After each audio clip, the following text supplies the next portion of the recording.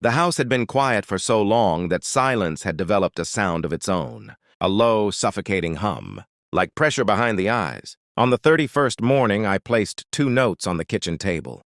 I aligned them carefully. Same paper, same pen, same handwriting. Control matters in moments like this. I watched her from the doorway as she entered the kitchen. She didn't look at me. She hadn't in weeks. Her eyes went straight to the coffee machine. Her movements rehearsed, mechanical, like I was already a ghost. Then she saw the notes. She picked up the first one. Her lips curved upward, a smirk, small, dismissive. That smirk told me everything I needed to know about the last month, about the silence, about how intentional it had been. Silence isn't absence. It's punishment. It's power. She read it again. I understand. Take all the time you need. I won't pressure you. She exhaled through her nose. Satisfied? Then her hand moved to the second note. Her fingers hesitated. That pause. That was the moment. Because somewhere deep down, she already knew. She read the second note. The color drained from her face so fast it was almost impressive. Her shoulders stiffened. Her breath caught in her throat like something had closed around it. The mug slipped from her hand and shattered on the floor. I didn't move. I didn't need to. A month earlier, the silence had begun without warning. No argument, no explanation, just absence. Words replaced by walls, touch replaced by distance. If I spoke, she'd stare past me like I was an inconvenience. At first, I tried to rationalize it. Stress, work, fatigue. That's how denial works. It sounds reasonable. But silence has patterns, and I had too much time to study them. She guarded her phone like it was a second heart.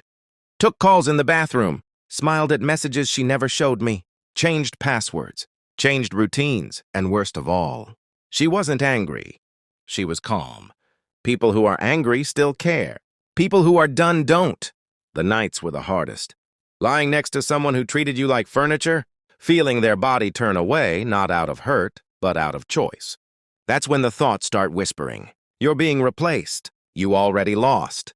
You just don't know it yet, so I stopped asking questions. I stopped reacting, and I started listening. Silence is a weapon, but it cuts both ways. Every ignored glance sharpened my focus. Every unanswered word turned into data. I memorized patterns, timelines, lies told by omission.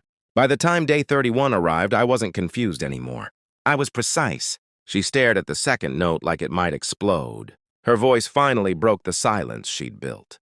How do you know? I looked at the mess on the floor, at the shattered mug, at the cracks spreading like veins, and for the first time in a month, I met her eyes. I knew before you decided to stop talking to me. Her knees weakened. But this wasn't the end. She didn't sit. She couldn't. Her hands gripped the edge of the table like it was the only thing keeping her upright. The silence she had perfected turned on her now, heavy, accusatory, unforgiving. You're guessing, she said. Her voice shook. Not with anger, with hope. I shook my head slowly. No, I said. I waited. That was the truth she wasn't ready for. I waited while she grew careless, while routines replaced caution, while the lies stopped being polished and started being lazy. People don't hide forever. They relax when they think they've won. I pulled the chair back and sat for the first time that morning. Calm, measured. You stopped speaking to me on a Tuesday, I said. The same week you changed your screen lock. The same week you started taking calls outside. The same week you suddenly needed space. Her breathing grew shallow. I didn't follow you, I continued. I didn't check your phone. I didn't beg. I didn't accuse. I paused. I listened. That was when I placed the folder on the table. Thin, unassuming, devastating. Inside were call logs, timestamps, a hotel receipt folded once, like it had been handled too carefully. A printed photo, grainy, distant, undeniable. She sank into the chair. No, she whispered. It's not. I raised a finger. She stopped. Silence, when controlled, is obedience. You thought ignoring me would make this easier, I said. You thought if you erased me slowly enough, I'd disappear without questions. Her eyes filled. Her mouth opened, closed. I slid the folder closer to her. You picked him because he listened, I went on. Because he didn't know you yet. Because you could be someone else with him. I leaned back. But I knew you. That's when she reached for the notes again.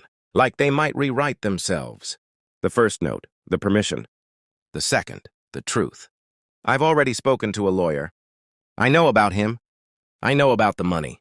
And by Monday, you won't have a choice. Her hands trembled. You were supposed to leave quietly, she said. You were supposed to be weak. I almost smiled. I was quiet, I said. You just mistook silence for ignorance. The doorbell rang. Perfect timing. I stood. Your parents are here, I said. I sent them everything last night. I thought it would be kinder coming from me. Her face collapsed. I walked to the door, then stopped. For what it's worth, I said without turning around, the month you ignored me was the month I stopped loving you. I opened the door. The sound behind me wasn't crying. It was the sound of someone realizing they had been seen, completely and found empty. I didn't look back, because closure doesn't come from watching someone break. It comes from walking away without needing them to. And I left the house knowing one thing with absolute certainty. She had taken my silence for weakness and paid for it with everything.